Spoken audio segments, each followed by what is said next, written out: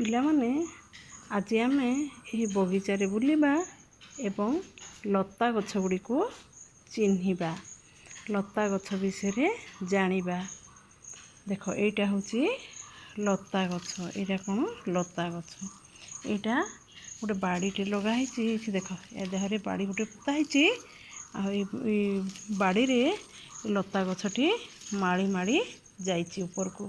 ନହେଲେ କ'ଣ ହୁଅନ୍ତା, ଲତା ଗଛ ଯଦି ଉପରକୁ ବାଡ଼ି ଦିଆ ହେଇନଥିଲେ ଏମିତି ତଳେ ପଡ଼ିଯାଆନ୍ତା ଏବଂ ଭୂମିରେ ମାଡ଼ିଯାଆନ୍ତା। ଏଇଟା ହେଉଛି ଲତା ଗଛ, ଏଇଟା ମନି ପ୍ଲାଣ୍ଟ ଗଛଟେ, ଏଇଟା ହେଉଛି ଲତା ଗଛ। ଆଉ ଏଇଟା ବାଡ଼ି ଦିଆ ହେଇଛି, ସେଥିପାଇଁ ସେ ଉପରକୁ ଯାଇଛି।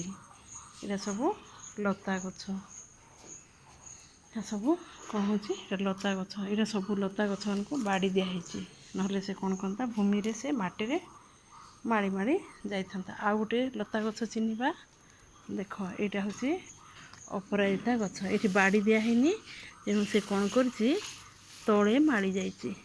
କ'ଣ ହେଇଛି, ସେ ତଳେ ମାଡ଼ି ଯାଇଛି।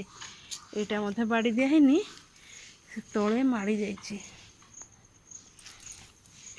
ଦେଖ ଏଇଟା କଖାରୁ ଗଛ ବା ମାଖନ ଗଛ, ଆଉ କିଏ କିଏ କୁମୁଡ଼ା ବି କହନ୍ତି, ହଁ ନା ନାହିଁ?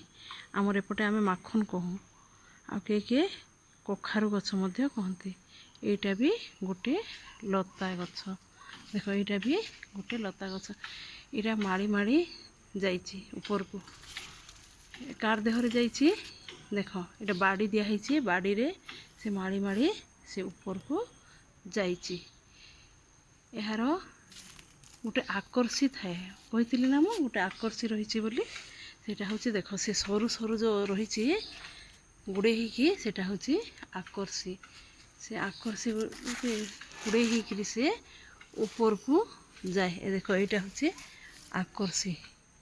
ଏଇଟା ଏଇ ଆକର୍ଷିରେ ସବୁ ବାଡ଼ିକୁ ଗୁଡ଼େଇ ହେଇ ସେ ଉପରକୁ ଯାଇଥାଏ। ଏହା ଅନ୍ୟ ଗଛ ପରି, ଦେଖ ଏଇ ମନ୍ଦାର ଗଛ ପରି ସିଧା ଉପରକୁ ବଢ଼ି ପାରିଲା ନାହିଁ, ତାକୁ ବାଡ଼ି ଦିଆହେଲା। ବୁଝିଲେ, ତାକୁ ବାଡ଼ି ଦିଆହେଲା କାହିଁକି? ମନ୍ଦାର ଗଛ ପରି ତାର କାଣ୍ଡ ମୋଟା ନୁହେଁ, ସେ ସିଧା ଉପରକୁ ଯାଇପାରେ ନାହିଁ। ତାର କାଣ୍ଡ ହେଉଛି ସରୁ, ତାର କାଣ୍ଡ ହେଉଛି ସରୁ ବା ଦୁର୍ବଳ, ସେଇଟା ଉପରକୁ ସିଧା ହୋଇ ଯାଇପାରେ ନାହିଁ। ସେ ଅନ୍ୟକୁ ଆଶ୍ରୟ କରି ଉପରକୁ ଯିବ। ଯଦି କୌଣସି ଆଶ୍ରୟ ନ ପାଇଲା, ତାହେଲେ ସେ କ'ଣ କରିବ, ତଳେ ହିଁ ମାଡ଼ିଯିବ। ଦେଖ ଏଇଟା ଅପରାଜିତା ଗଛ, ତଳେ ହିଁ ମାଡ଼ି ଯାଇଛି। ଏହିପରି ଅନେକ ଲତା ଗଛ ରହିଛି, ସେଗୁଡ଼ିକ ହେଲା କୁନ୍ଦୁରୁ ଗଛ, ଜହ୍ନି ଗଛ, ପୋଟଳ ଗଛ, ଏପରି ବହୁତ ଲତା ଗଛ ରହିଛି। ତରଭୁଜ ଗଛ, ପିଲାମାନେ ତରଭୁଜ ଗଛ, ଏଇଟା ମାନେ ସବୁ ଲତା ଗଛ। ସେମାନେ ଲତା ଗଛ ଉପରକୁ ମୋଟେ ଯାଇପାରେ ନାହିଁ, ତାର କାରଣ ହେଉଛି କାଣ୍ଡ ଗୁଡ଼ିକ ବହୁତ ଦୁର୍ବଳ। ଦେଖ ଏଇଟା କେତେ ଦୁର୍ବଳ ଅଛି, ଏଇଟା ଉପରକୁ ଯାଇପାରିବ କି? ଯାଇପାରିବ ନାହିଁ।